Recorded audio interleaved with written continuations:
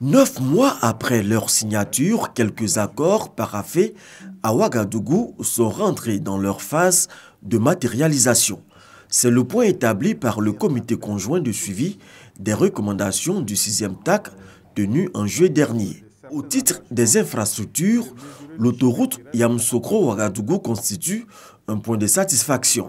L'on a enregistré le démarrage effectif des travaux de la section Yamoussoukro-Tiébissou, le renforcement de l'axe Bouaké-Ferkessédougou et de l'achèvement des travaux sur le tronçon Ferkessédougou ou Angolo-Dougou. Je me félicite donc de l'état d'avancement des projets de construction de l'autoroute Abidjan-Yamoussoukro-Ouagadougou, de la réhabilitation du chemin de fer et de son prolongement jusqu'à Tambao, ainsi que du renforcement de la coopération dans le domaine énergétique. D'autres avancées sont notées sur les accords politiques et économiques, mais surtout sécuritaires. Aujourd'hui, on parle de mutualisation des efforts, mutualisation des renseignements, mutualisation aussi des actions. Et c'est important dans une sous-région où la menace est partout. C'est vrai que les attaques sont concentrées dans la partie sahélienne de l'Afrique de l'Ouest, mais c'est une menace qui est partout en Afrique de l'Ouest.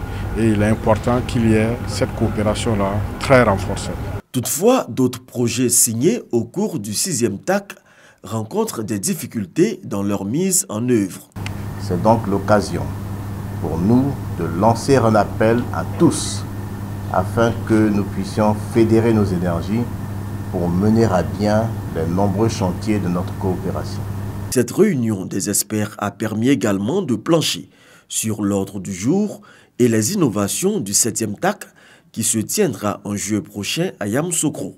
Il nous a paru opportun, et ça a été la décision des chefs d'État au 6e sommet, qu'en marge du 7e sommet, un volet culturel soit déployé et que des activités culturelles se déroulent. Vous savez, il n'y a pas de développement sans culture.